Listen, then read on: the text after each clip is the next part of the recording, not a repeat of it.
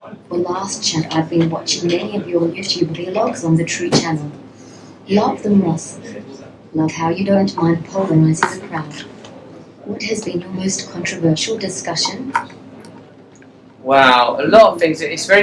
I think it gets really controversial when you talk about religion, when you talk about things that are ancient, where you talk about where religion and money and territory. I suppose it's really when you get involved with contradicting the interests of the powerful, or any dominant narrative when challenged, it reasserts itself through force. For example, in your country, Australia, when there was I can't remember the details of it, but there was a shooting, and as is customary, the media were keen to play up the sort of the religious background of the perpetrator, and like saying, "Oh, this is a Muslim thing." And like after a while, when you work in that field a little bit, you start to see cycles. Like, oh my God, whether you're in Australia or Canada or the UK or America, people are really keen to tell the story of like negative stories about Islam or negative stories about people like in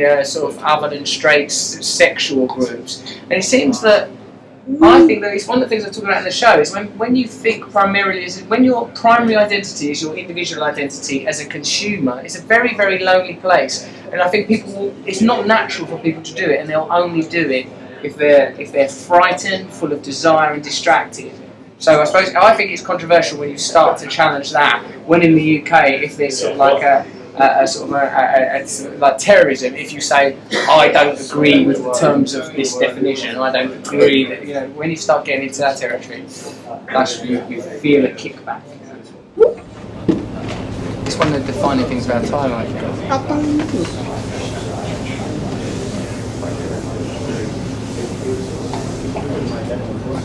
In times where you have thought, oh shit, I really went too far on that topic, or do you have no regrets? There are times when I think I've gone too far on topics. Sometimes I think with perhaps sometimes with the sexual references with Marlena, I think perhaps these are intrusive remarks, but God, I have to yield to it. I'm only flesh and blood. I'm only flesh and blood, Marlena. I've got needs, I've got urges, I'm just a human being, I'm just a man. And sometimes when I say stuff like when the media is really kicked back, then I sort of think, uh-oh. But I don't know, like now this is what, I believe in God, I don't know about you, I believe in God, and it's makes me think I'm going to be alright, like as long as but the problem is, I'm a very egotistical person, but when I get my ego out of the way, I feel protected and I feel safe. Thanks once again for your time. I really do appreciate it. What I would like to do is a segment I call Melena's Minute. It is kind of like speed dating for journalists where you have to briefly answer as many questions on the cards in 1 minute. Emphasis on the brief responses. What do you say? You up for this? Yes, of course I'll cooperate with your bloody eyes. And as you know, being brief is one of my great skills, brevity.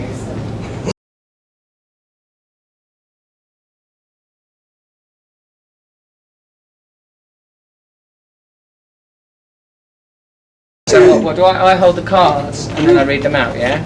Yeah, so just hold them, rotate them to camera. Yeah. I won't do that. Don't you worry about me, it's like a Bob Dylan video. I recognise this. When I was a child, I wanted to be left alone in a lingerie closet. My passion is recollections of childhood in nylons. What past posters were on your wall as a teenager? I can't remember the posters, but I remember what I used to stick them to the wall. Country or city? Country now, it's got to be the country. I can't take any more cities. It's the penitentiary of humanity. It's a farmyard for the people. My first car was smashed up by a baseball bat by me because of personality disorders. To relax, I think you know the answer to that, Marlena. I don't think we're not going to waste any time on some of these questions. First job. I got distracted because there's two questions there, so it's actually quite a baffling system. My first job was, I think I was being a postman, delivering leaflets for a hospital for charity, and I used to steal the money. I had a drug problem then, don't judge me. Yeah. Favourite food?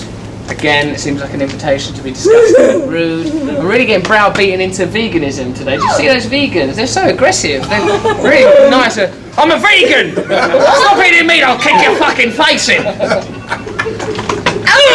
If I was reincarnated as an animal, it would be, I think I'd come back as this animal. Down to my last $100. Again, I think it's clear. Where possible, I avoid controversy. At a karaoke bar, the song that I would... I don't know, Marlene, which way would you go? Maybe Me and You, Islands in the Stream. I don't know. I did it once with actual Chrissy Hynde. It did not go well. So how did I do on that minute?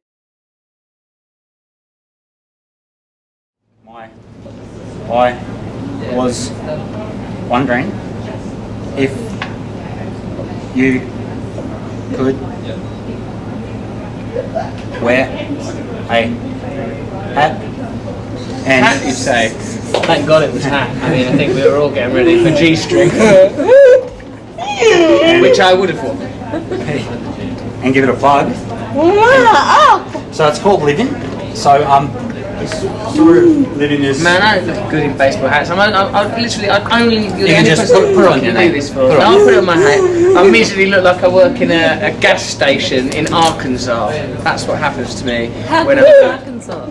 I don't know. I just imagine that's the sort of place where they got guests. Okay, hey boy. Yeah, no, you know. Yeah, you ain't from around here, huh? You ain't from around here, are you, boy? Yeah. I guess I feel a little different when I wear this cap. I don't feel so good about myself. So Kenny. Okay, thank you for putting me in a hat that's ruined my entire personality. My whole identity has fallen apart. 1 in 4 people suffer from some form of mental illness.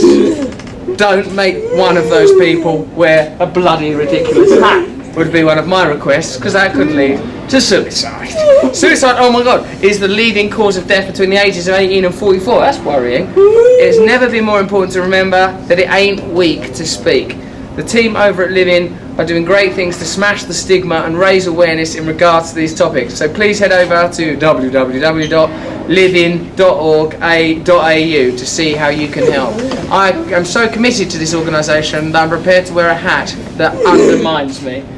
Obviously, to some degree, for you, Marlene. Thank you very much. Help this organisation.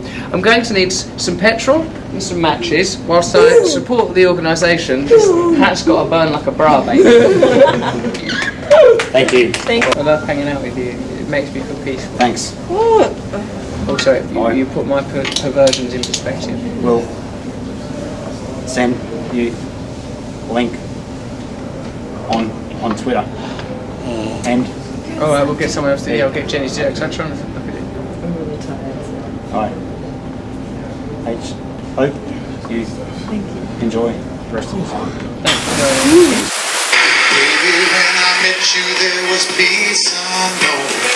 I set out to get you with a fine tooth comb. I was soft inside. There was something going on.